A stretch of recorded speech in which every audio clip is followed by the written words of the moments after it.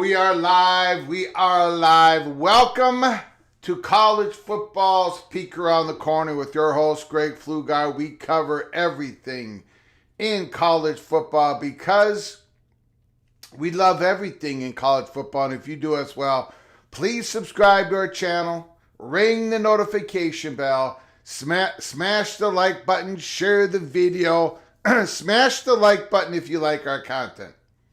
Smash the like button if you like our content. If you end up not liking our content, hit the thumbs down button. We do appreciate it.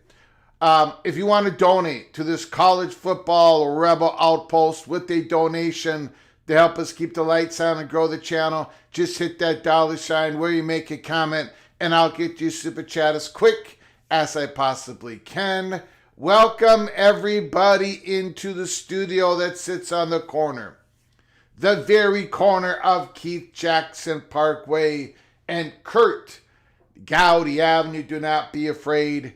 Do not be afraid to become a legend with your comments and with your phone calls. Bruce Harris says, please no singing. My babies are asleep. My voice is a little off today, so I don't think I'll be singing. So you do have a reprieve for one day, Saturday, March 14th. I ain't gonna be singing. Let's chop LSU North. J.A.D. Price is in the house. Jason Spangler is in the house. Nick Kelso. USC baseball is 19-0. Holy smokes. Holy smokes.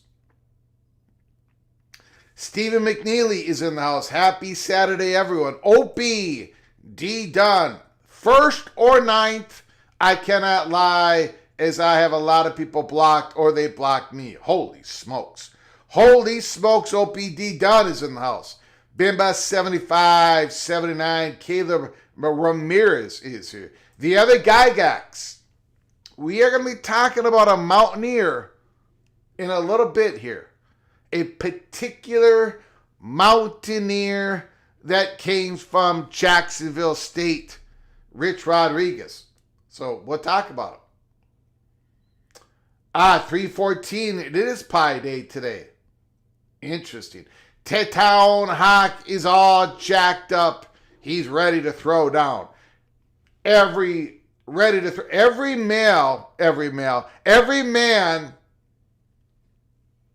a Wildcat. G. Brew is in the house. Karan Shakar is here. Mr. Monkey Says is here.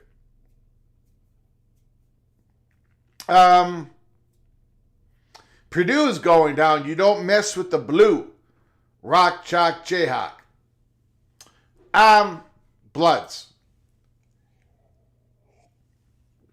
All right, ladies and gentlemen. We're going to be releasing our PATC, Peek Around the Corner, top 12 running backs, 1 through 12.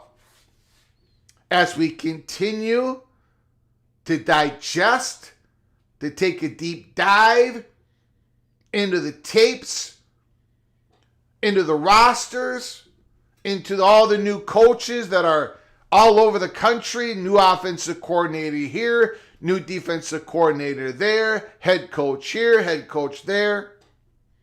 We did the quarterback rankings of the ACC, the Big 10, the Big 12, the SEC, and now we have done a national top 12 running backs. Now you might say, Greg, it's way too early for this. It is March 14th. We don't have any time to wait. We don't have any. Look, every day this week, it's a stack show upon another stack show. We've got so much to talk about in college football. We're going to be doing our spotlight series on every single team. There's so much information to go through. This is a national college football YouTube channel. National, independent, national college football YouTube channel.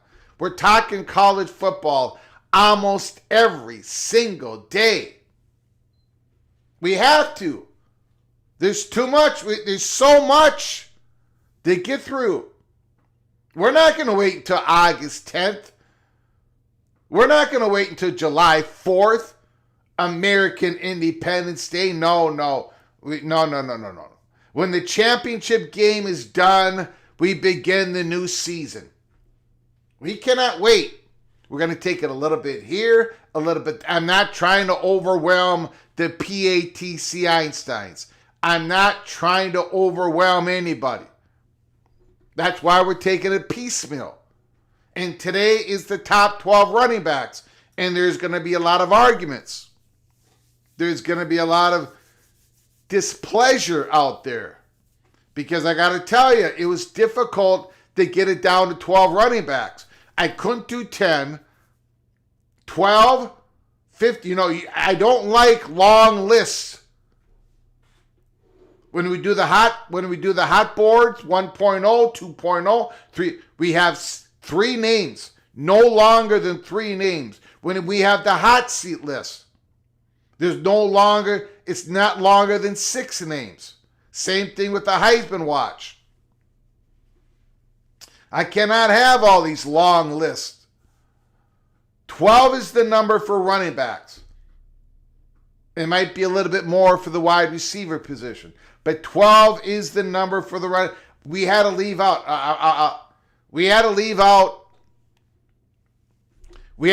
Hollywood Smothers. Very good North Carolina State Wolfpack running back who transferred, and now he's going to be running back for the Longhorns.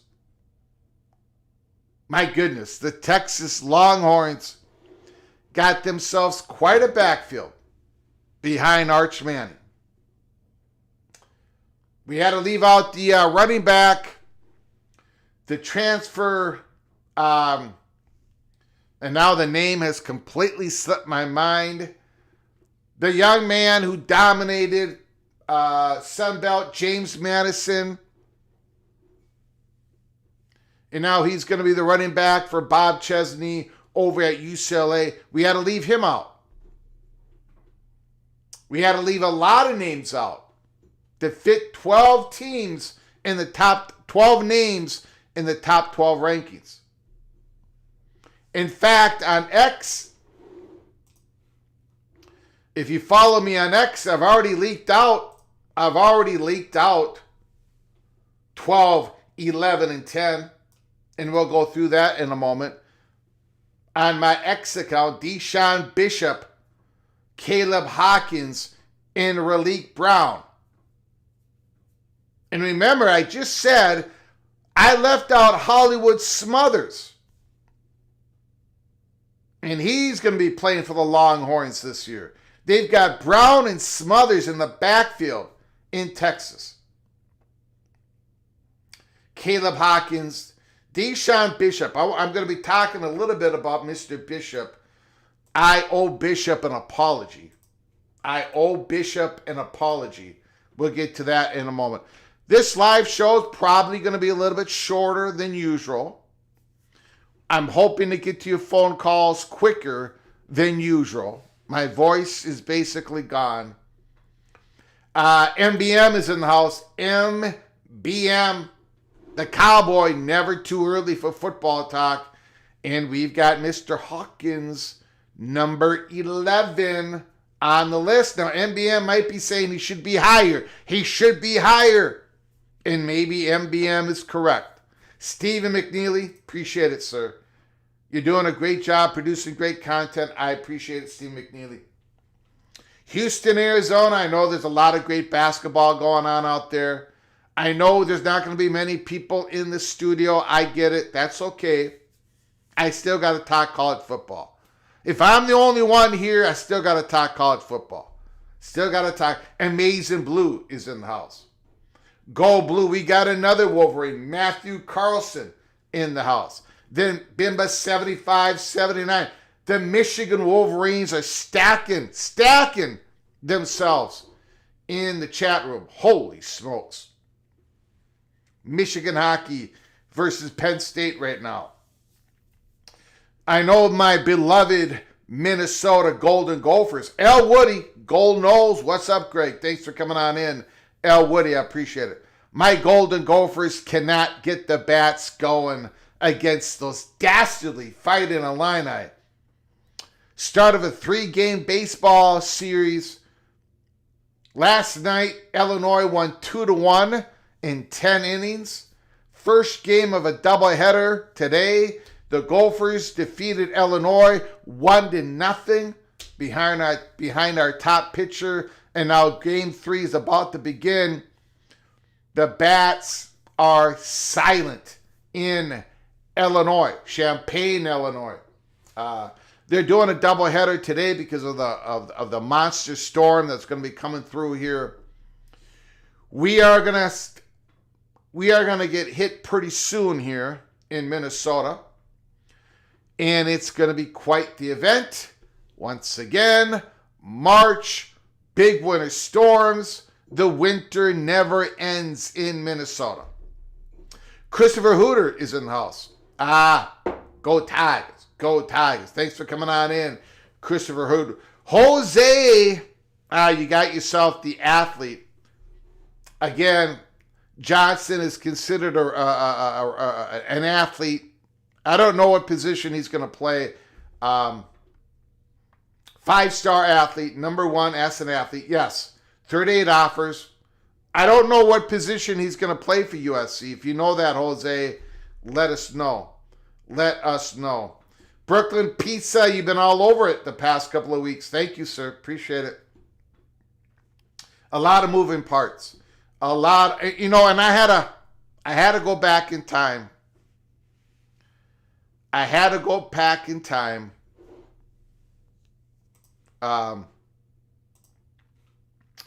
People have sent me pics of other people opining about what happened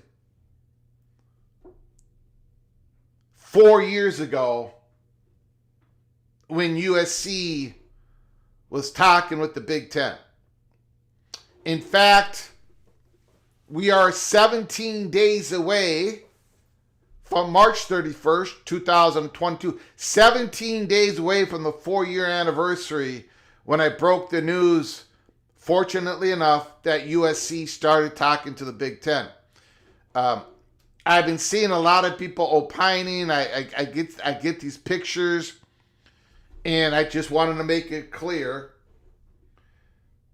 This is what happened. Now, we did episode 22. If you want to know what really happened, go watch episode 22, August 20th or whatever of 2022. You got to go all the way back. One of our first episodes 22 of our program.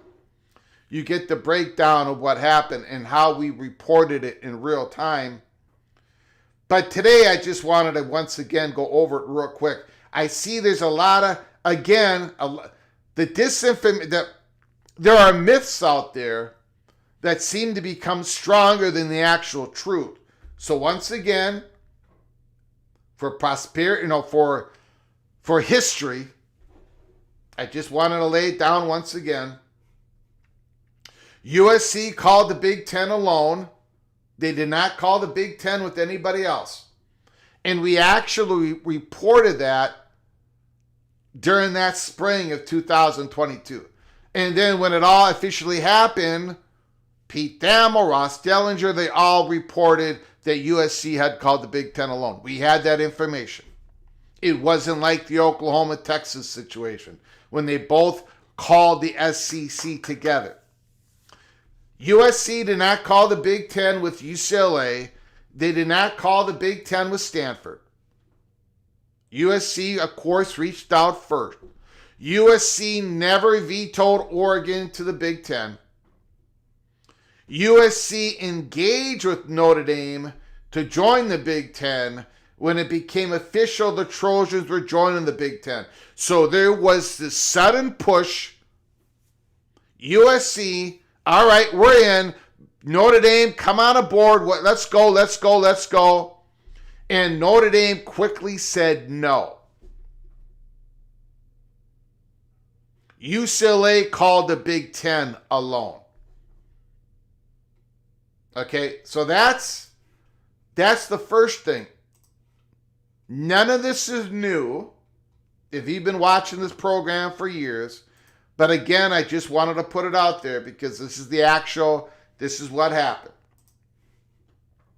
Stanford would have been heavily in the mix and most likely the chalk to be added with Notre Dame if the Irish wanted to have serious talks with the Big Ten at that point.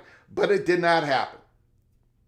There was no USC-Stanford combo in play for the Big Ten from either USC or Big Ten perspective or Fox Sports perspective.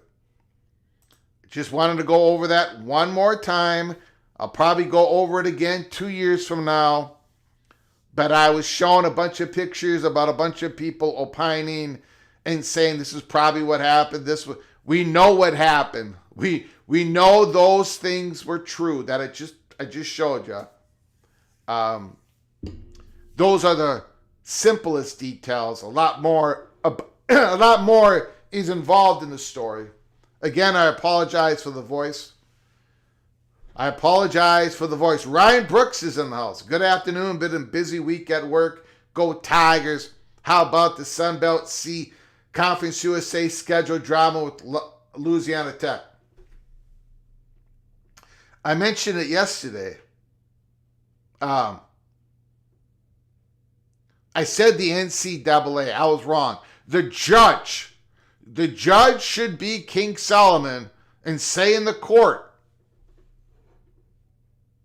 we're going to have to cut the Louisiana Tech football program in half. Half play with Conference USA for one more year in 2026. Half the football program plays in the Sun Belt in 2026. Split the football program in half. Split the roster in half. And then whatever conference stands up and says to the judge, no, don't do that, don't do that. Don't cut the baby. Don't cut the football program in half. Let them go to the other conference. Whatever conference says that, the judge should say, you must be the one that's really in love with the Louisiana Tech football program, so therefore you should have the football program in the 2026 season. Regardless of what happens, 2027, Louisiana Tech is going to be playing in the Sun Belt Conference. But that is my King Solomon take on what should the judge do. Ryan Brooks, let me know what you think, what you believe, what is going to happen. Is Louisiana Tech going to be playing in the Sun Belt Conference in 2026? Safety with a little running back action. Ooh. All right. A la Travis Hunter. Now, Hunter played secondary, but defensive back.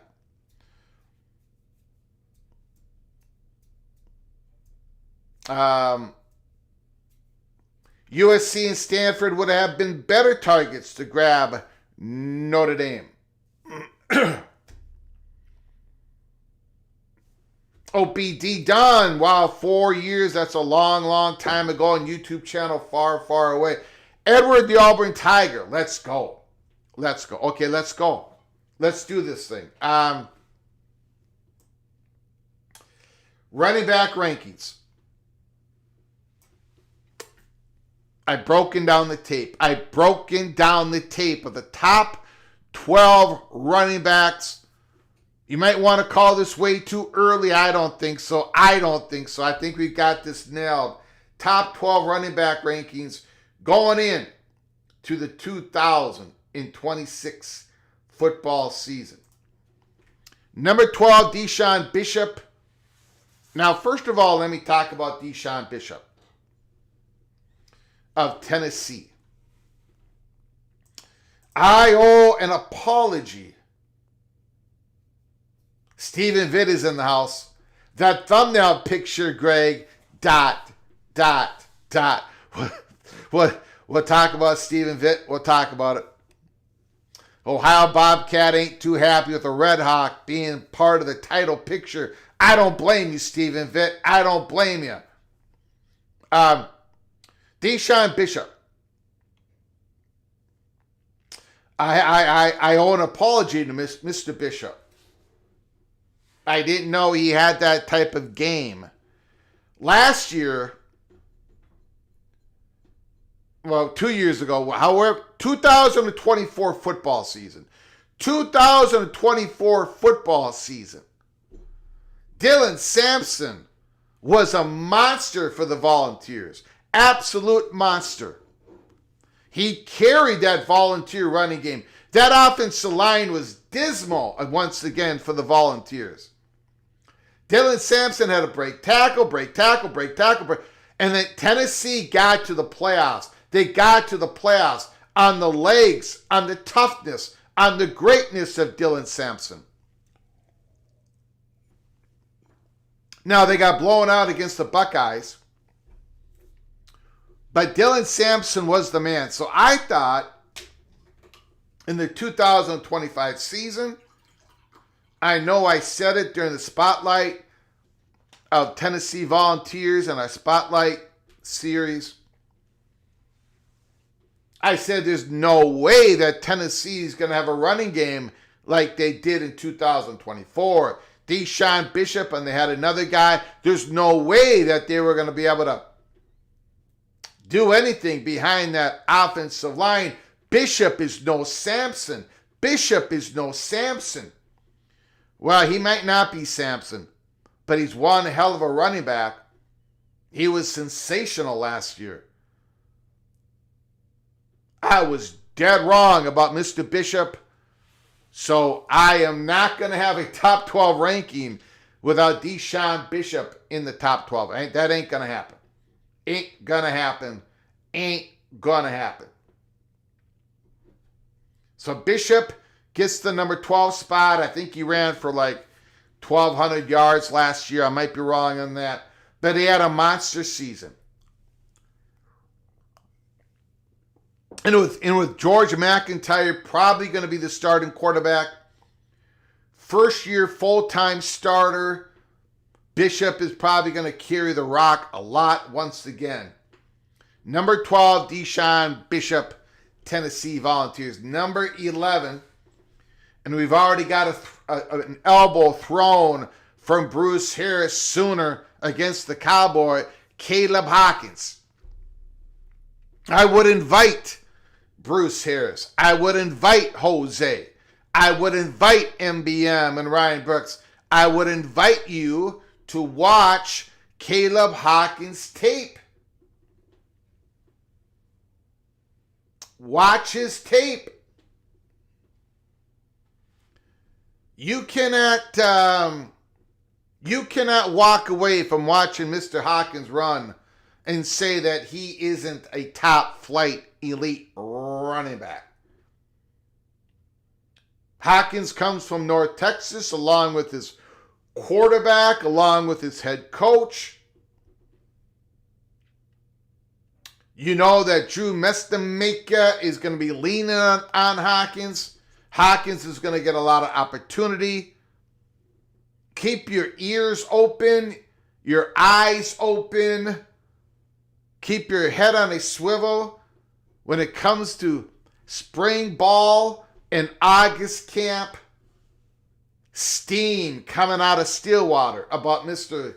Caleb Hawkins. Number 11 on the PATC Top 12 rankings. Raleek Brown, Mr. Brown, Texas Longhorns. Again, Mr. Brown, just like Mr. Bishop, had to follow a legend at Arizona State. Scatterbo, Scatterboo. Brown had to follow Scatterbo, and he did a great job at Arizona State, especially considering last year Sam Levitt was injured.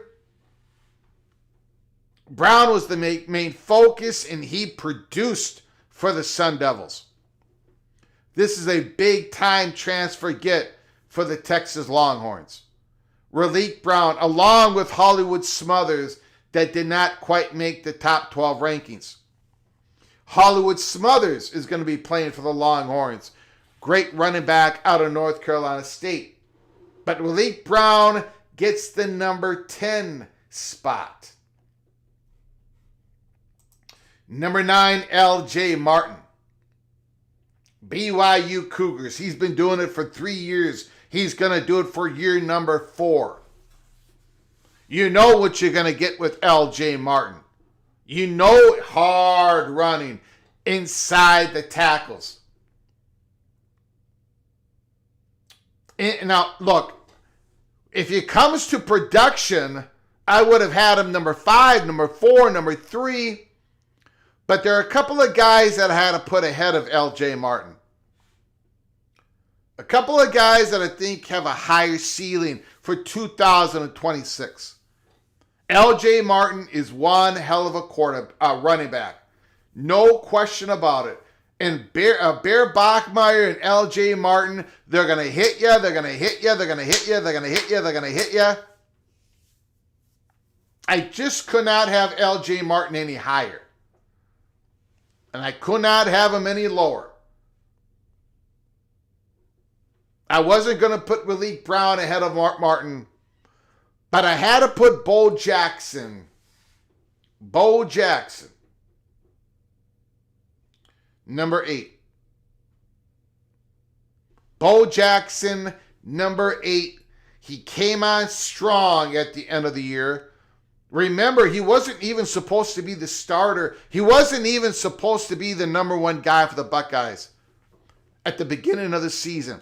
But he quickly took over the RB1 spot, and he got better and better and better and better. And Bo Jackson is going to be electrifying in 2026 for the Buckeyes.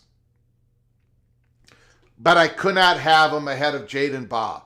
Now, Jaden Baugh, unlike Deshaun Bishop, Jaden Baugh was coming in to Gainesville, Florida, RB1, RB2. They had two running backs, but I really loved Jaden Baugh going into last year. And he was fantastic. Now, forget about the numbers. Forget about the numbers. I think he averaged 5.3 yards per rush. Okay? Which isn't like the other guys probably produced a little bit better. But Jaden Baugh, look at the offense. Look at the offense that he was in. They loaded the box. DJ Lagway was injured, not playing well. However you want to describe it. Florida Gators were a mess on offense. The head coach, you knew that he was going to get fired, Napier. And Jaden Baugh, he kept running hard. No holes, he knocked somebody over. Jaden Baugh with Aaron Philo. I think something might be happening in Gainesville in the swamp in 2026. No. I think number 7 is the spot. Thank you, Ryan Willie, for the super chat. I'll get to that in a moment. Thank you so much for your generosity. Take the over on Wisconsin. We'll get to that in a moment. 6.5 is the over. 6.5 is the over on the Wisconsin Badgers. Holy smokes. So, LJ Martin, number 9. Bo Jackson, number 8. Jaden Baugh, number 7. Number 6, Justice Haynes. Now, I think a lot of people would probably have Haynes at number 4, maybe number 3. I love Justice. I love Mr. Haynes. I love him. I don't think he can be the cowbell. I don't think he can. I don't know what's going to happen with Georgia Tech this year. We don't know who the quarterback is going to be. It could be Alberto Mendoza. You know, he's coming from Indiana. He's slight. He's not all that big. They're not going to have him running the ball all that much like they did with Haynes King. Justice Haynes is probably going to have to carry the ball more, and I don't know if he can do it. I mean, he's a fantastic running back. I got him at number 6. We're trying to. I can't have him higher than 6. Although his production, brilliant running back.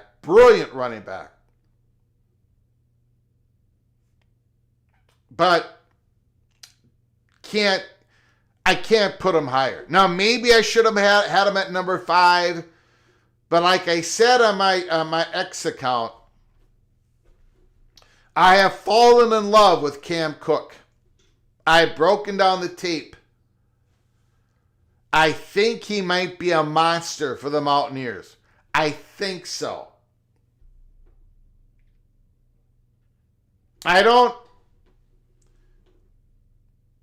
Running with Jacksonville State,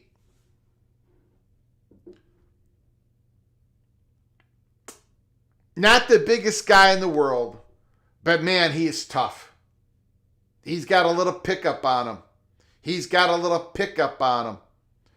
Cam Cook, the transfer, Jacksonville State. You know, Rich Rod knows his game. Cam Cook was a running back 2 years ago. Jacksonville State to West Virginia. I think he's going to put up the big numbers for the Mountaineers. Morgantown, very excited about Cam Cook. So am I. Got him at number 5. Is that a little too high? Do I got him a little too high? PATC running back rankings. I don't know.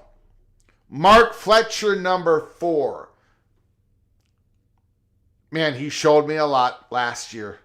He showed me a lot. In fact, earlier in the season, I was saying, put Pringle in there. Put the young man Pringle in there for first downs instead of third downs. No. I was wrong. Mark Fletcher took off last year. He did everything for the Hurricanes. He can block. He can run. Got tough yards. Can catch the ball out of the backfield. One of the leaders. Mark Fletcher, man. And he's staying for another year. He could have went to the NFL. Mark Fletcher, number 4. He can do it all. Mark Fletcher can do it all. And that's why I got him ahead of Justice Haynes. But anyways, you can disagree. You can have Haynes ahead of Fletcher. You can do what you want. But this is the PATC ranking. I got Mark Fletcher, number 4. The top 3 running backs going into 2026. Isaac Brown, Kewan Lacey, and Ahmed Hardy. Isaac Brown, I cannot believe I don't have you at number 1, but there's no way I could have you at number 1 or number 2. Isaac Brown, now there's another guy who could have been a Longhorn. I see Al Bundy in the comments section saying Jaden Baugh and Dallas Wilson were supposed to transfer to Texas. Well, Isaac Brown, there's some people that thought Isaac Brown should be a Longhorn. Or was going to be a Longhorn. But thank goodness for Jeff Brom, the Louisville Cardinal. Klein Holtz is going to be the quarterback for the Cardinals. Isaac Brown sticks another year. What an exciting running back. Now, last year, Isaac Brown got all nicked up. So that was a tough spot. But now, if he's going to be healthy, great running back. The ceiling is higher in Isaac Brown than a lot of guys ranked lower than him. I hope he's healthy. If he is, it's going to be exciting for the Louisville Cardinals fans. Isaac Brown, number 3. Now, Kewan Lacey, again, what a monster season last year. A year before, in 2024, PATC, myself, I took a lot of shots at the Ole Miss offense. Yeah, they threw the ball around. They had Jackson Dart. Oh, they threw thousands of yards. But Ole Miss could not convert a 3-and-1. They could not convert a 4th-and-1 in 2024. They were soft. The Ole Miss Rebels were soft, but not in 2025. Kewan Lacey, he's not soft. He got all the tough yards for the Ole Miss Rebels. I cannot believe the over-under win total is 7.5 on the Rebels. You've got Lacey, you've got Chambliss coming back. Man, I do not understand. We got Ole Miss rated number 15th in our way too early top 25. Mr. Lacey's number 2. Number 2, Ole Miss. Number 2. Number 1, Ahmed Hardy. Missouri Tigers. A phenomenal running back. And there was an article that came out a couple of days ago where Hardy said a whole bunch of teams were lining up And they, of course, they offered him more money than Missouri. But Hardy wanted to, he already transferred from Louisiana Monroe to Missouri. He wanted to create a legacy at Missouri, a place he can come back home to at Missouri after his playing days are over. Ahmed Hardy, Missouri Tigers, the number one running back in the nation. And I think most people would have Ahmad Hardy number one in the nation. So that is our top 12. Again, Deshaun Bishop, number 12, Tennessee. Caleb Hawkins, number 11, Oklahoma State. Number 10, Raleek Brown, Texas. Number 9, L.J. Martin, BYU. Number 8, Bo Jackson, Ohio State. Number 7, Jadon Ball, Florida. Number 6, Justice Haynes, Georgia Tech. Number 5, Cam Cook, transfer from Jacksonville State. Number 5, West Virginia, Cam Cook. And 3, Isaac Brown. 2, K'Wan Lacey. Number 1, Ahmed Hardy. That's my top 12. Let me know how wrong I got it once again. Let me know how wrong I got it once again. If you notice, I praised the quarterbacks. I praised the quarterbacks of the Big 12. I did. I praised the quarterbacks of the Big 10. I think the quarterbacks of the Big 10, only behind the quarterbacks of the SEC. I got the Big 10 quarterbacks 1 through 18 right behind the Southeastern Conference. But if you've noticed, I only got one Big 10 running back in the top 12. National rankings. Now, the running back position was loaded in the Big 10 last year. This year, there's some question marks. We'll find out during the season. But the running back situation in the Big 10, much lighter than the SEC. Potentially lighter than the ACC in the Big 12. If you look at my rankings. Let me know your thoughts on that as well. Okay, so Chris Brown, I would flip 3 and 4. Brown is injured too much. Look, the best ability is availability. So maybe Isaac Brown should not be number 3. I get that. Hollywood Smothers, we've got him right outside the top 12. The transfer from North Carolina State to Texas. Look, I could not. Bishop had to be in my top 12. I put him at number 12 because he proved me wrong last year, big time. So the Tennessee Volunteer running back gets the 12th spot. You're killing me, Greg. You're killing me. What did I miss? What did I miss, Amazing Blue? What did I miss? Expansion crush. The top 3 are solid, but a certain Indiana running back is going to break into the top 5 by the end of the season. Oh boy, here we go. I got it all wrong once again. Don't sleep on Joe Jackson. Utah, Kobe Martin is going to knock your socks off. Mark my words. Montcastle, mark my words. All right. Maybe I should have had a longer list, but no, I don't work that way. I do not work that way. Evil Badger, $5 holler. Thank you for starting us off. Appreciate it, Ryan Willett.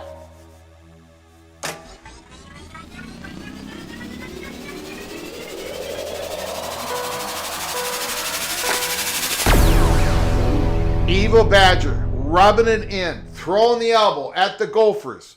Take the over on Wisconsin's win total, which is higher than Minnesota. We did a live show on this. FanDuel win totals have come out. Wisconsin's at 6.5. Minnesota is at 5.5. What a joke. A lot of Gopher fans are going to be making a lot of money in 2026. 5.5. Unbelievable. I am flabbergasted that the Gophers are 5.5. And I'm flabbergasted that the Badgers are 6.5. Absolutely ridiculous. Take the over on the Wisconsin's win total. So Evo Badger. Now everybody listen to Evo Badger here.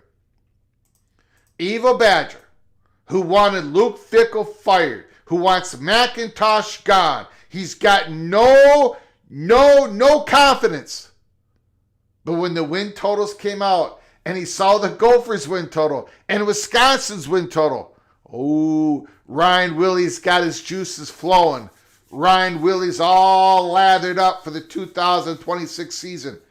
And that is why we talk college football on March 14th on a Saturday afternoon while college basketball is being played, hockey's being played, everything's being played here at PATC. We're talking college football because we're already getting lathered up. People are upset with me.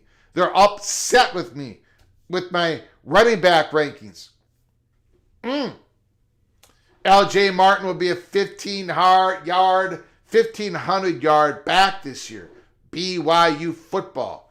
Have you not seen Michigan's running back room, Greg? All right, let me know. Let me know.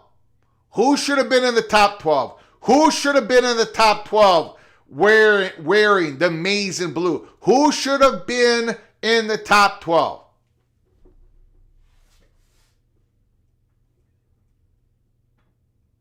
Michigan fans, you're killing me, Greg. You're killing me.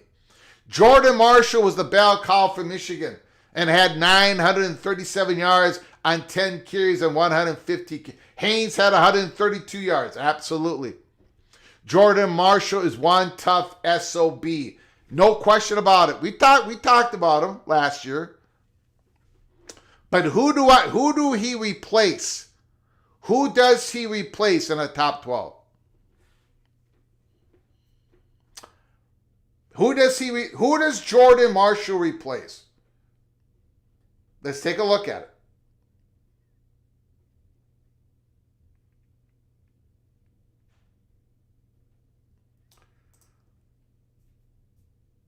He's not going to replace Bishop, who had over 1,200 yards behind no offensive line. Caleb Hawkins, oh boy. Caleb Hawkins, watch this tape. Raleek Brown, how many yards did Raleek Brown have? What was the average per rush of Raleek Brown behind a Arizona State that did not have Sam Levitt?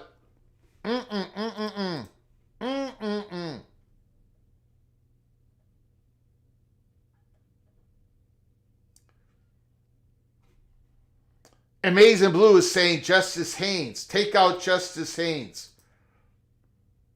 Yeah, you know, I'm a little, I can understand that.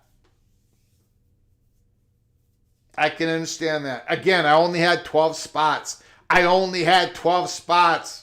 Give the fat guy some grace. I only had 12 spots.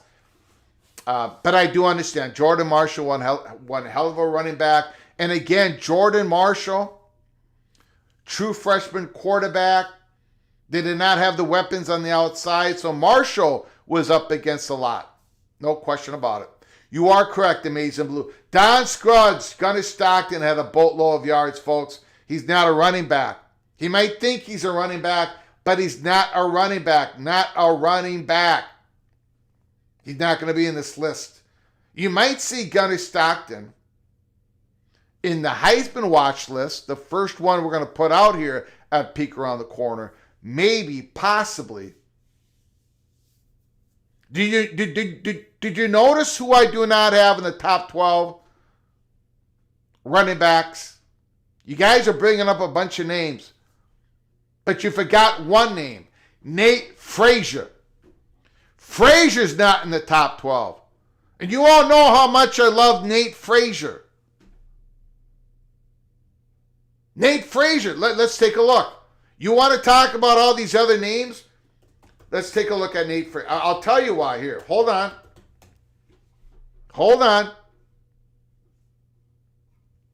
You all know I love Nate Frazier, right? You all know I love him. Look. What am I doing? Here we go. Nate Frazier. 133 carries, freshman, all right. 173 carries, 5.5 yards. Came on strong at the end of the season. 947 yards.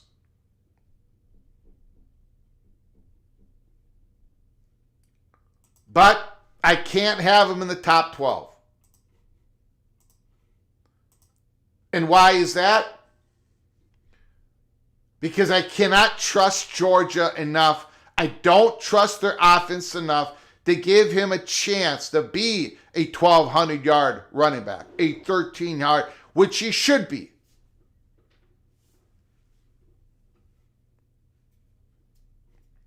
You just like saying, down goes Frazier. Down goes Frazier. You guys forget the first part of that.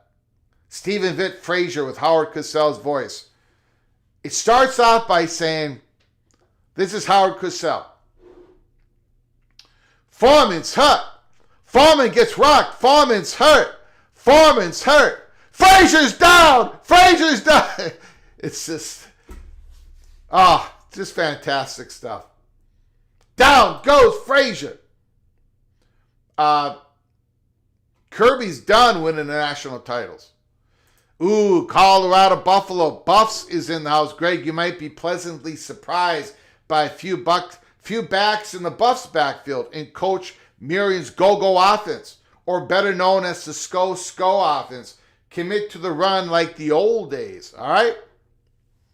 I'm going to have to do a deep dive on the Colorado running game. But we've all heard about Marion, the offensive coordinator's running game, offensive coordinator history. We'll take a look at it. Ryan Brooks, LSU's running back, is sneaky good with a better coach. All right. We'll see.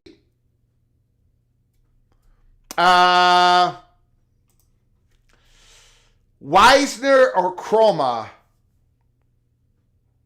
Old Dad, Florida State. I mean, Wisner was pretty good. He was also nicked up for the Longhorns. Right?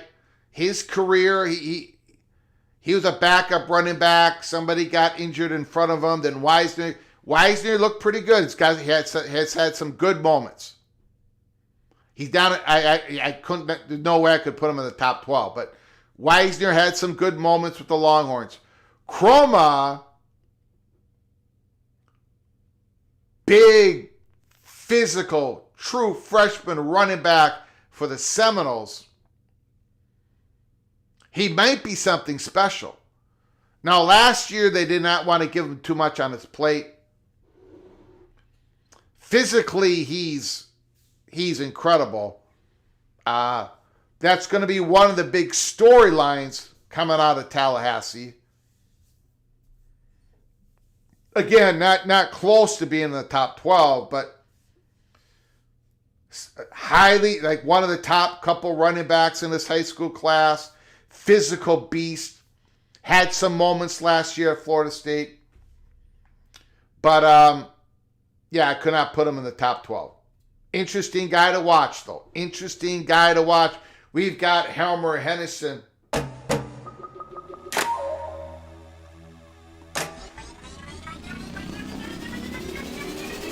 lot of running back talk. Lots of running back talk. $2 holla. Thoughts on new Ohio State president and effects on realignment? Yeah, I know I haven't gone down that rabbit hole yet. I poked and prodded on it, but I haven't gotten anything I have not received anything worthwhile back on that. It's interesting that Ohio State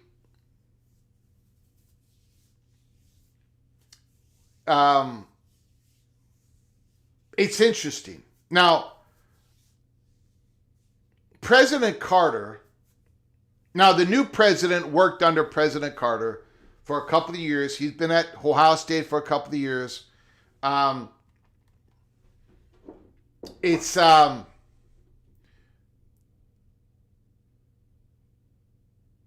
We don't know. Obviously, nothing is done. Nothing is settled. Nothing is imminent. You guys know all that. Big Ten has been a war game in the South for quite a while. A lot of different variables. Blah, blah, blah, blah, blah. One of the things we consistently heard was President Carter, the Buckeyes, have a lot of interest in the Big Ten, claiming or trying to get into the Atlanta for lots of reasons. A lot of money in Atlanta, a lot of Big Ten alumni in Atlanta, a lot of Big Ten alumni clubs in Atlanta. Big Ten would like to do a lot of things in the city. We've heard all of this. We've heard President Carter's Ohio State, if you're going to go to the South for a couple spots, Atlanta would be one of the markets. International market. Atlanta is an easy city for a national conference to get in and out of. There's a lot of things about Atlanta. Student athletes, Atlanta. Now, Georgia Tech is a Big Ten. Georgia Tech, when it comes to being an institution, it's a Big Ten ready-made institution. Now, Georgia Tech's interest in leaving the ACC can be questioned. Georgia Tech's motivation can be questioned. Georgia Tech's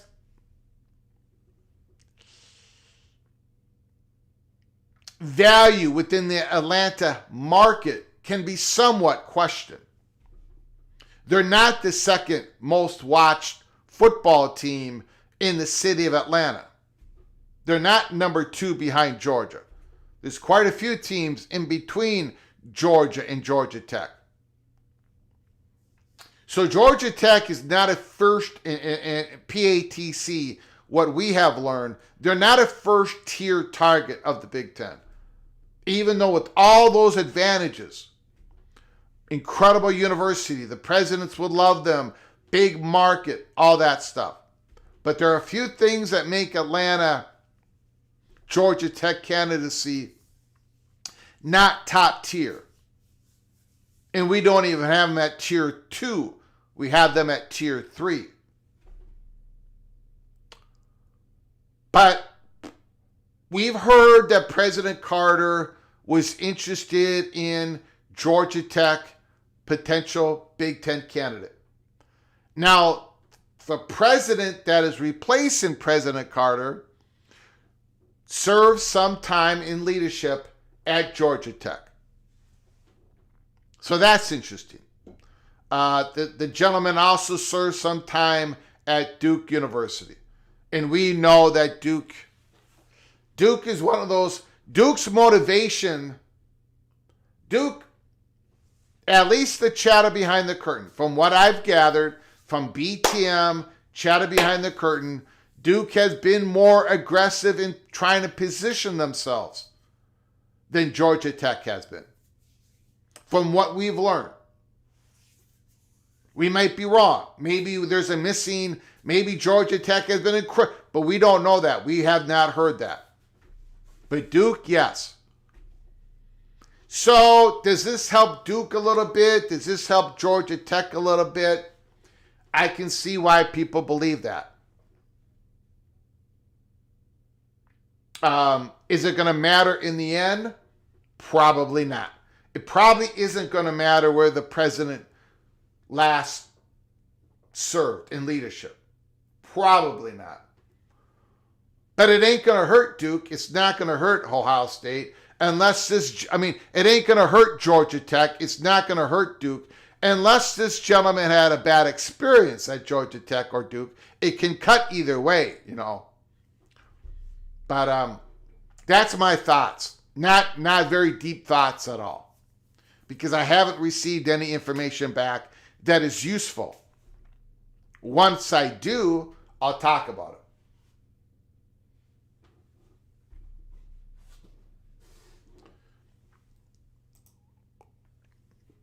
The other guy got says Georgia and Bama for Atlanta. Third place is Georgia Tech. You might want to throw in Clemson as well. Clemson, I think, has got a pretty good fan base in Atlanta.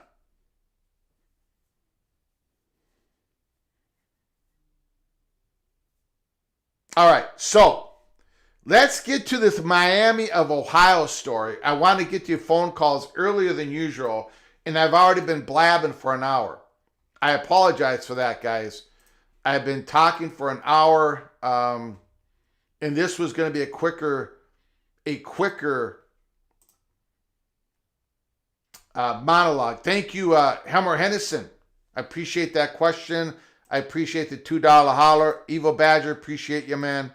Thank you so very much for your generosity. Let's get to...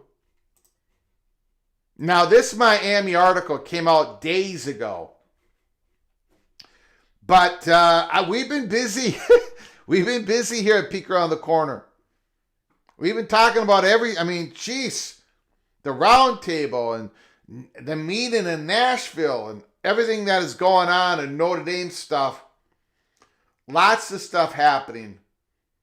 So we have not been able to talk about this CBS article.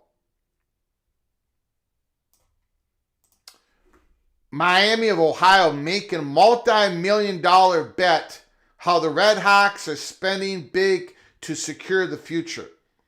We're not going to go through the whole article. We're going to go really quick through it. I want to get to your phone calls. I want to give you guys a chance to talk about college football, anything in college football that your heart desires on a Saturday, March 14th, while you should be watching basketball. The Red Hawks are spending big to secure the future. Chris Hummer. Miami, the Red Hawks are going all in to make sure they are not left behind. One day after the 2024 MAC championship game, Miami of Ohio coach Chuck Martin prepared to meet with 4 of his best players, armed with new influx of money that would take his $80,000 roster and push it into the $500,000 to $750,000 range.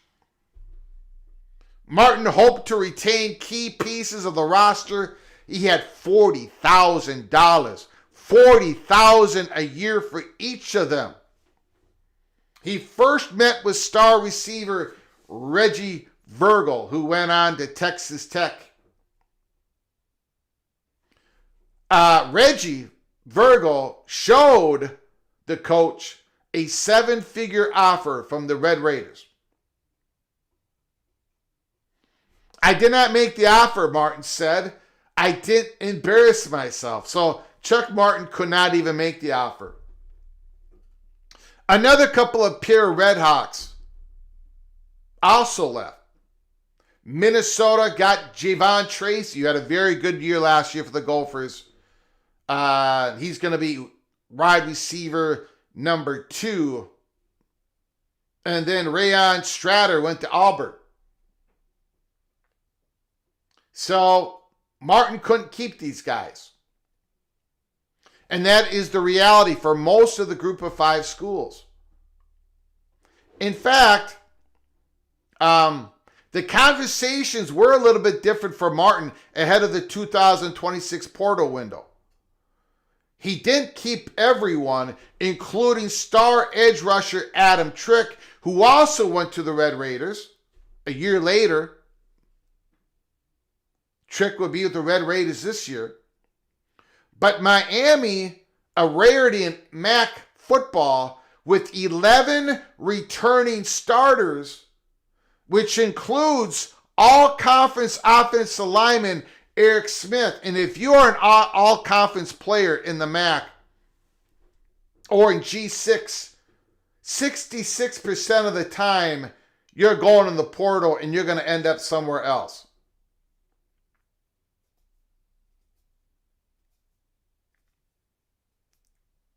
But Miami had a lot more cash to deal for 2026. It's a roster spark made possible by major funding boost. Sources told CBS Sports that Miami's 2026 roster cost, which is not finalized, sits in the mid to upper seven-figure range, with one source estimating $8 to $10 million. Now that is quite the jump. That is quite the jump for the Miami Redhawks. My goodness.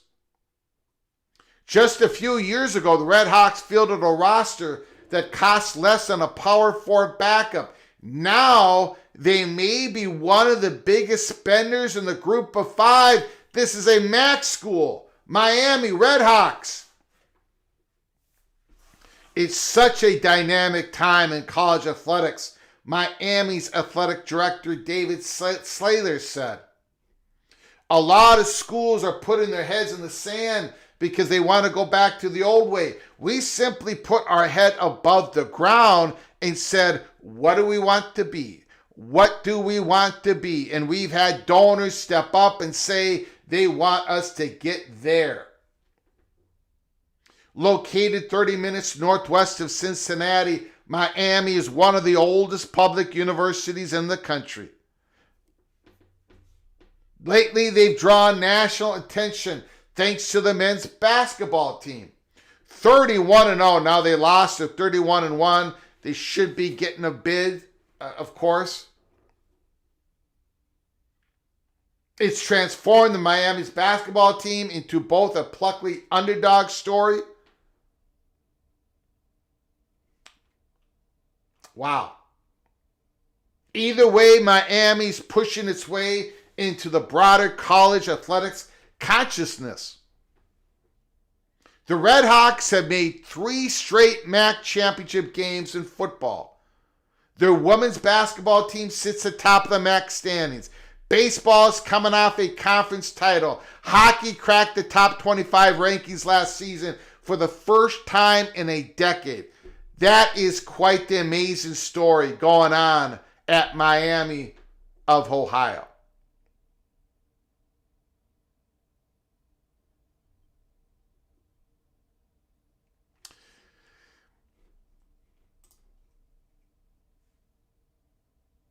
College athletics has changed dramatically, Saylor said. The schools that have been able to get out in front, like Indiana, have had success. The thought of Indiana doing what they've done, if you brought that up 6 years ago, if you had brought that idea up, you would have been laughed at. Unique time gives opportunities. The MAC is not a wealthy league. It's got the second lowest total revenue of any FBS conference, with only Conference USA lagging. And its teams have struggled to retain talent in the NIL era. One strategy Saylor employs mirrors what many Power 4 programs use. Donor scholarship matches with the university and athletic department. Teams can now fund 105 scholarships, up from 85. Even if programs don't reach that number, the money raised via the match can support the roster. Miami University contributes heavily to athletics. According to the Knights Commission, the school funded 22% of the athletic department's revenue in 2024. So the university has gone all in. And now the donors are going all in. It's a commitment to athletics that seems to have paid off. We are seeing a large amount of early interest from admitted this spring, which we know is related to the success and constant discussion around the basketball program. Miami Vice President of Enrollment Management and Student Success, Rachel Beach, said, "It's why Miami keeps investing." The Red Hawks football facilities were built within the last decade. The Miami Board of Trustees just approved a $242 million basketball arena. Let me repeat that. Miami Board of Trustees just approved a $242 million basketball arena. And I ask you this question. In 2030, are the Miami Red Hawks, are they building that $242 million basketball arena to be in the MAC, or to give them a chance, an opportunity to be in a higher G6 conference, or shoot for the moon and possibly be a backfill of the ACC? Our goal is to be the best group of 6 program in the country across all of our sports, Saylor said. That's what we want to be. And just so you know, keep an eye towards the future, and whatever happens in this crazy world of college athletics, Saylor and Martin see an opportunity in the future. The ACC reaches an inflection point during the 2030-31 fiscal year. The conference exit fee drops to $75 million. Florida State and Clemson explore other options. Given that TV deals for the Big Ten and the Big 12 are both up for 2030, it's a time industry sources expect to be ripe for another round of realignment. PATC money shot number 1 of the article. Miami's recent investments are made with that possibility in mind. We're trying to look in the future and say, where does Miami want to be? Martin said. Football coach. Are we trying to move forward? Are we trying to stay the status quo? If you're trying to be a status quo athletic department in 2026, in my opinion, you're a dead man walking. If you're trying to stay status quo from what you are in 2026 to what you might be, could be, should be in 2030, if you're just trying to maintain status quo, according to the head football coach of the Miami of Ohio Red Hawks, you're a dead man walking. You want to invest or you don't. There's a little bit more to the article, but I think everybody's got the point. Miami Red Hawks, they get a lot of support from the university. Now they're getting a lot of support from the donors. Stephen Vitt, take notes, Ohio University. No to the Sun Belt. No to the Sun Belt. We've heard reports during the football season or right before the football season started that the Bobcats have reached out to the Sun Belt.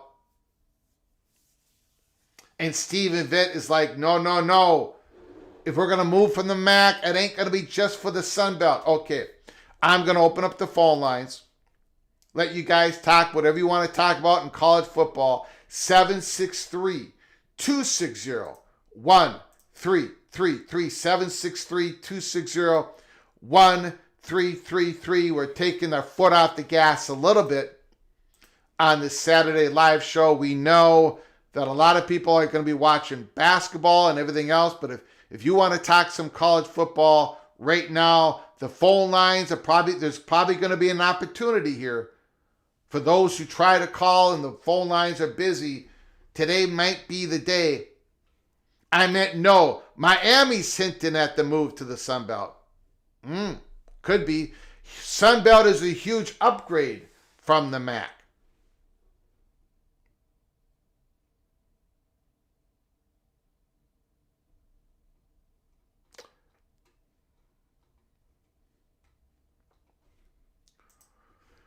Phone lines are open. It's an opportunity. Nobody has to call.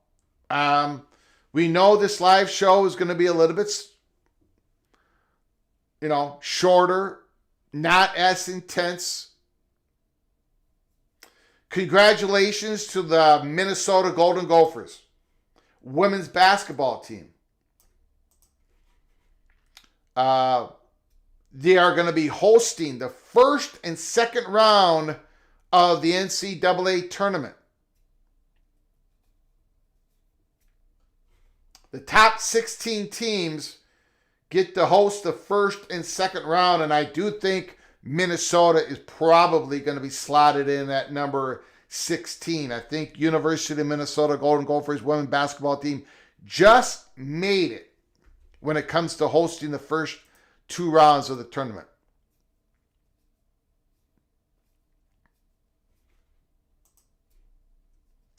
All right, we'll give everybody a little bit more time. If not, that's okay. Wisconsin goes over the win total and Fickle still gets fired.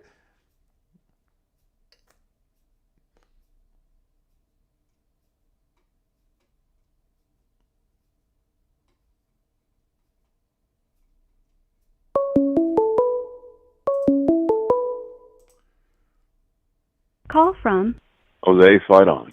Jose, fight on. The floor is yours. Thanks for calling, sir. I appreciate it. How you doing, Gopher Godfather? I'm doing pretty good. How are you doing, sir? You're pretty excited We're doing today, great.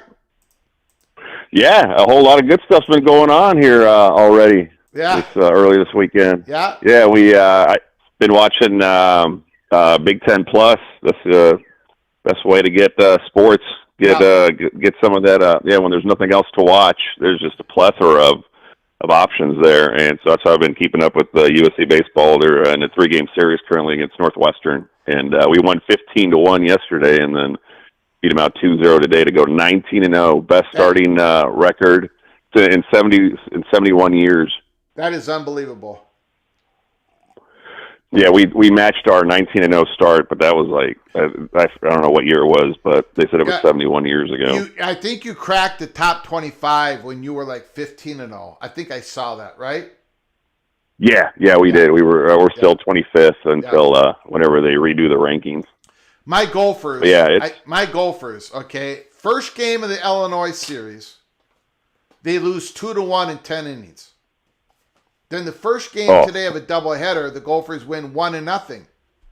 And now, the third game of the series, bottom of the fourth, Minnesota 0, Illinois 0.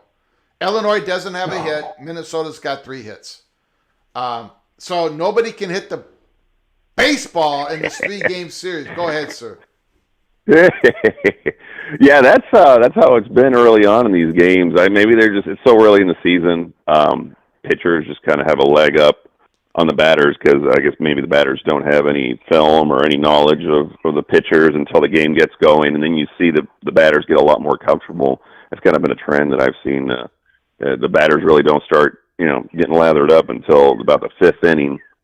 But yeah, I'm seeing a video of a bunch of snow in that USC Northwestern game.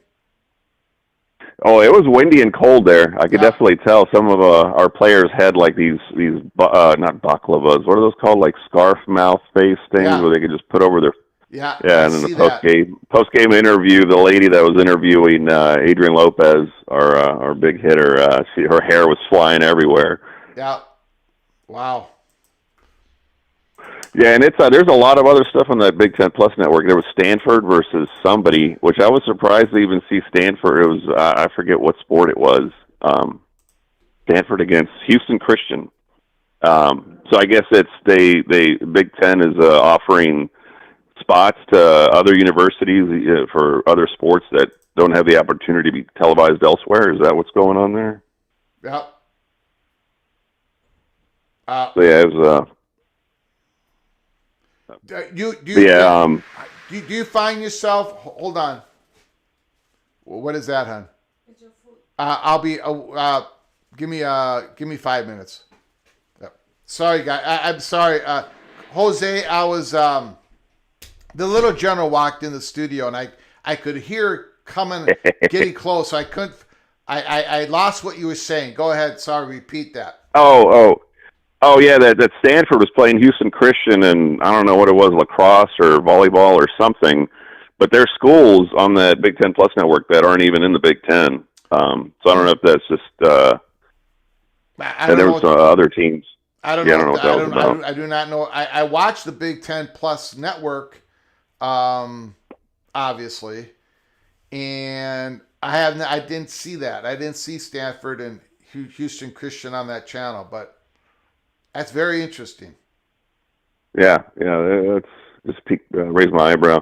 But yeah, we got honor Flave Johnson, the 5-star number 1 athlete. Tons of offers for him. It's going to be exciting. Yeah, I know Travis Hunter played different. Travis Hunter played wide receiver and corner. Yeah. But from what I've been hearing, it's going to be safety, running back. He's a little bit bigger guy. Yep. Yeah, whatever he flourishes and feels comfortable and excels at. But yeah, it'd be nice getting him in there at running back when, especially as much issues we had with running back last year with Eli Sanders and Wayman Jordan going down, and we're going down to King Miller. It's nice having extra additional options, especially in the third and fourth quarter when the defense is retired. You bring in a fresh body at running back and toss it, and he's very fast, deceptively fast. Yeah, that bumps us up. I'm going to get everybody upset with me, but I believe in USC this year. I believe in what Lincoln Riley's doing. I think you all are about to turn the corner, and I don't think I'm being Greg the Cooler. No, I'm on board with you now. It's Lincoln Riley's always had a perennial top 5 offense. It's going to be all on Gary Patterson this year. Yep. Can he at least get us if we can get a top 20 defense? Hold on, buckle your seatbelts. Yep. It's going to be a bumpy ride, and we're going to be making some noise in the playoffs. Might even possibly win a game in the playoffs. But thank you, Go for Godfather. I won't keep you long. Thank you so much for your show. I Enjoy your hard work. Thank you. Thank you so very much. Fight on. Fight on. Fight on.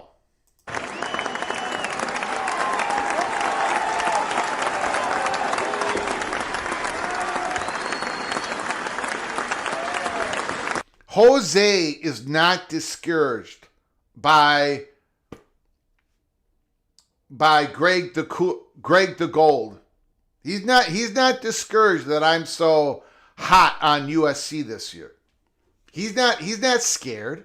Jose's not scared. He's a brave guy. He's brave. He knows everything's going to be okay with USC because I am fully on board. Forget about the train wreck when I was the conductor of the Manning. Forget about it. Just forget about last year. This is a new season. USC is going to the playoffs. Ricky Tungate, we've got a super chat. Ricky Tungate, thank you so very much, sir.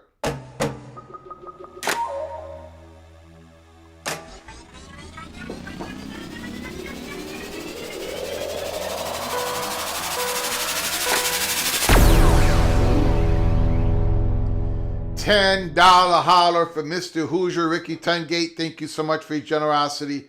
Thank you, very kind, sir. I appreciate it. I appreciate the donations. We're doing a little show here Saturday, March 14th. I appreciate that. I want to talk some college football. I want to talk about these running backs, the top 12 running backs. I got a lot of flack from a lot of people, Michigan people, saying you got it all wrong. Jordan Marshall should have been in the top 12. A few other people, that's fine. Put in the comments section. Even when we go off the air, Put your comments in the comments section. I read them all. Let me know how wrong I got it once again. Elliot Howard, thank you, Ricky Tungate. Appreciate the generosity. Elliot Howard, I'm in Cincinnati. Ain't no way Miami, Ohio joining the Big Ten. No way. I don't think anyone would even suggest that, Mr. Howard. I don't think anyone has ever suggested that. Nick Kelso, Miami, Ohio, aiming for the Sun Belt, the Fun Belt.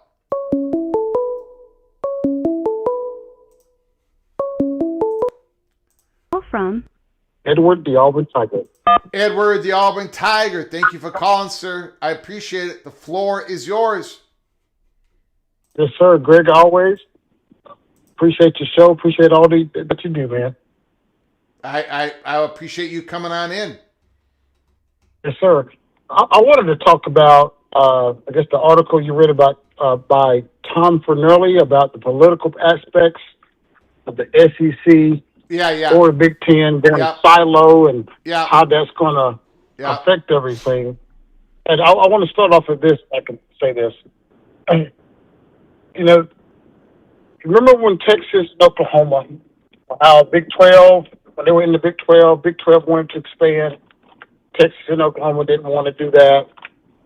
And, of course, you know the story happened. They moved to the SEC. Yep. Then fast forward, USC, UCLA, well, mainly USC. Pac-12 wanted to expand. They said no. They kind of hem-hauled. A year later, they leave. I mean, UCLA. They leave. Pac-12 really wants to expand. They want to fill those gaps. Oregon, Washington drag their feet, and then they leave. Well, notice the same thing the SEC is doing. I mean, 2014, the Big 12 wanted a 24-team playoff. They're sweetening the deal, you know, trying to get everybody on board. And you hear silence from the SEC, just like Texas and Oklahoma, just like USC, UCLA, just like Washington, just like Oregon. And given the fact that Tom Fernelli came out with that letter, and obviously it must be the chatter around the, talk around the chatter, behind the curtain, I guess you could say, that from the political aspects, I believe the SEC is already planned. I believe they're already gaming us out. I believe they're way further down the tracks than they're letting on, because that's how Texas and Oklahoma was. That's how USC, UCLA, I mean, when it came out, it was so far down the tracks. And then given the political ramifications, do you see the SEC building a wall around the southeast United States there and trying to get the marquee teams, all the marquee teams they can, in conjunction with ESPN? I mean, I think that if we go silo, I think that scenario grows in possibilities. Yes. And how do you see, like, this? Okay, and I know you haven't probably talked a lot about this. We know it's out there. I mean, the NFL wanting to renew their contract, bigger contract, and them taking oxygen in the room when it comes to money available. Yeah. I mean, how do you see that? How do you see it? And it may be getting ahead of probably what you wanted to get to. How do you see that affecting college football expansion?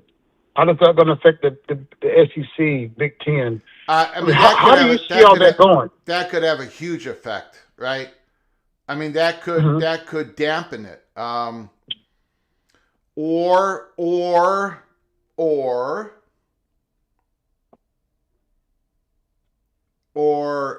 it could make it to where it becomes a lot more of a buyer's market, where schools are so desperate to get to the SEC, they're willing to do a lot of stuff that they would not normally do, because the market is going to be so depressed because of what the NFL is doing. I don't know which way it's going to go. Mm-hmm. Mm-hmm. Well, that's basically what I wanted just to hear, because I enjoyed the show, especially about the political ramification when he was talking about Clemson, Florida State. Yeah. That changes for Miami? Do you think? I mean, do you think that changes as far as, if SEC gets North Carolina? They're going to be forced to get an NC State, maybe a Duke. Do you see these states making a play for all the marquee teams within the state, making a push for all the teams that have to go into a silo like that? Only if it financially works, right? Only if it I mean, we don't. Again, there's a lot of variables we don't know, right? I mean, the NFL situation. Is the SEC actually going to go into its silo? Is the SCORE Act going to pass?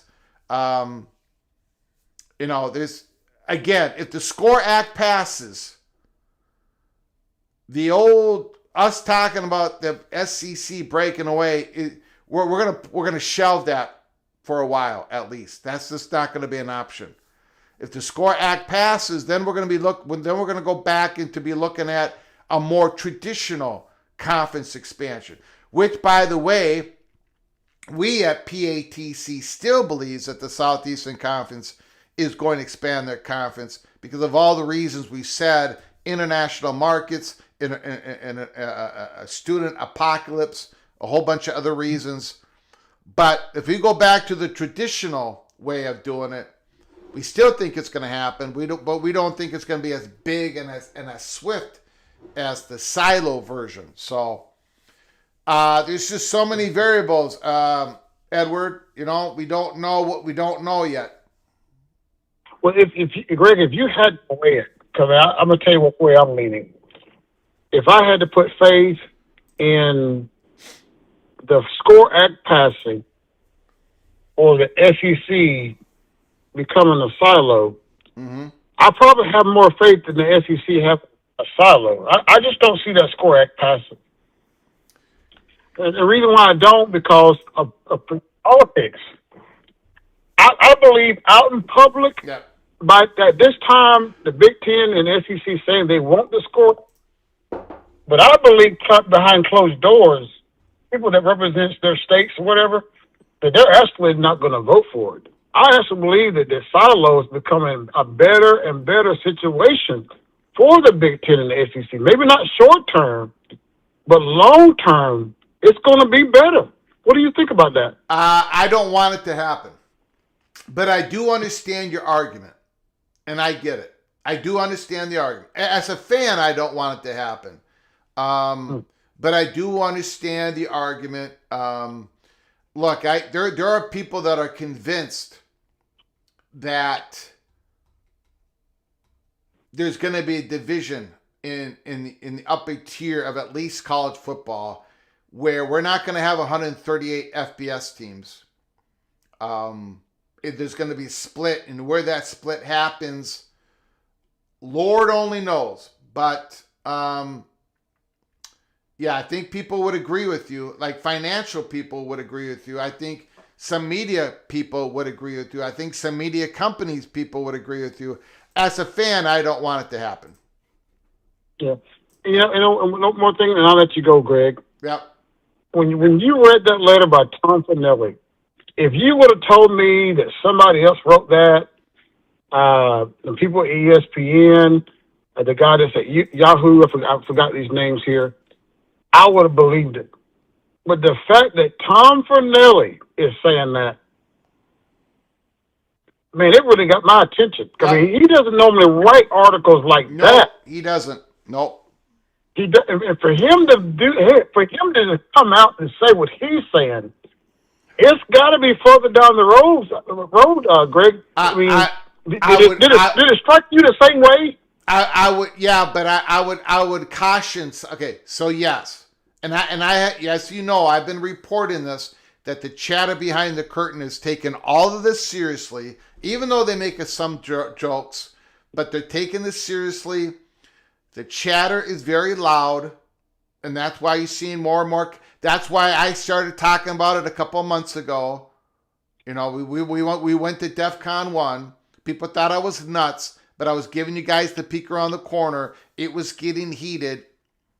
But again, I'm going to caution everybody on this. Edward, I know you don't think the SCORE Act is going to pass, but again, Sankey, Yormark, Phillips, Petiti, and a whole bunch of other commissioners of much smaller conferences, Division II, Division III, they all want the SCORE Act to pass. So there's going to be this late push. I really believe that the SEC, Greg Sankey, number one goal is to pass the SCORE Act. And I don't believe that there's a sabotage going on. But they're just getting themselves prepared. If it doesn't pass, they're getting themselves prepared. That's what I truly believe. But I truly believe the Southeastern Conference wants the SCORE Act to pass. And then we'll see what the future is. With your permission, can I say one more thing? Yep. The SEC, how the G6, the ACC, and Big 12, the angle they came at this SCORE Act, the people in the SEC, a lot of them feel betrayed, Greg, of how they they're trying to, there's a sect that they're trying to control college football through the government. And it has really left a bad taste in people's mouths. And I think that's why you're hearing the AD at Georgia, different ones coming out. They're really frustrated because here they are. I feel like the SEC feels like they have been making decisions to better the game, to take care of the little school. I mean, think about the COVID situation when they wanted to not play football, and the SEC said, yes, we're going to play football. Well, that decision helped everybody. That makes sense? Mm-hmm. Yep. You know, and so I feel like the SEC feels betrayed because they feel like the Big 12, ACC, and G6 try to do an okey-doke through this SCORE Act. Did you get any sense of that? And I'm going to hang up and let you respond to that. And appreciate all the things you do, Greg. You got it, buddy. I appreciate it, sir. Beautiful. Absolutely beautiful call by Edward the Auburn Tiger. War Eagle. Thank you, Ed.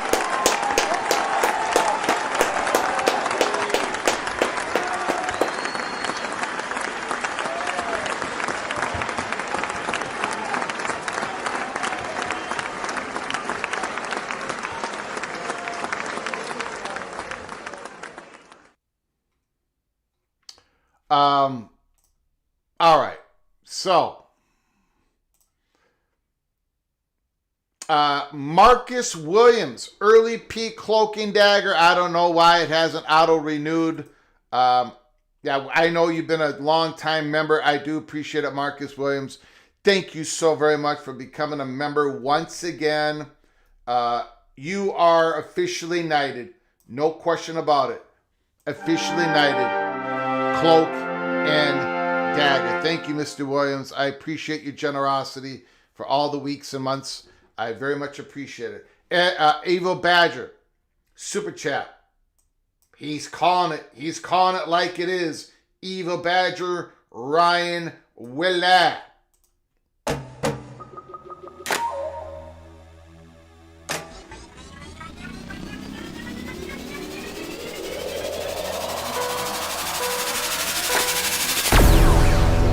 If Wisconsin makes a bowl, Fickle is safe. I probably agree with that. I probably agree with that, Evo Badger.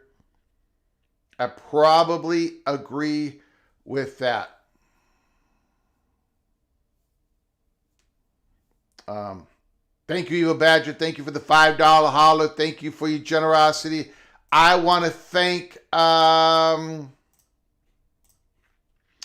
Evo Badger, Helmer Hennison, Ricky Tungate, Marcus Williams for your donations to help us keep the lights on and grow the channel. I want to thank Edward the Auburn Tiger and Jose Fight On for giving us a call. I know a lot of people are busy. This was going to be a truncated live show. We still were on the air for an hour and 40 minutes. I don't know where the time went. Had a lot of fun talking about our PATC running back rankings. We went through them. We'll go through them real quick once again. Deshaun Bishop, number 12, Tennessee. Caleb Hawkins, number 11, Oklahoma State. Raleek Brown, coming from Arizona State to Texas, number 10. Number 9, L.J. Martin. Big time running back, BYU, 3 great years, going from number 4, Bo Jackson.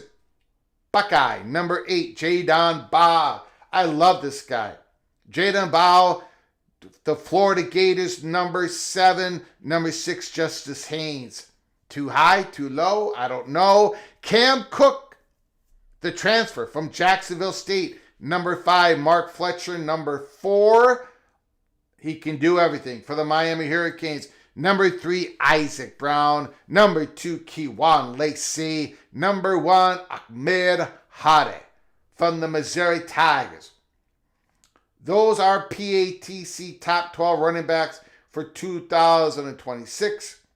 I want to thank everybody for joining us.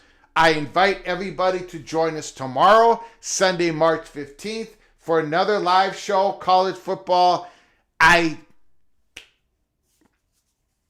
We might. I can't promise you a rose garden, but we might be getting a little bit more information on what happened in Nashville, Tennessee. So keep your head on a swivel. Before you leave, make sure you subscribe, ring that notification bell so when we come on live tomorrow, you will be ready. And I know college basketball, I get it, really important.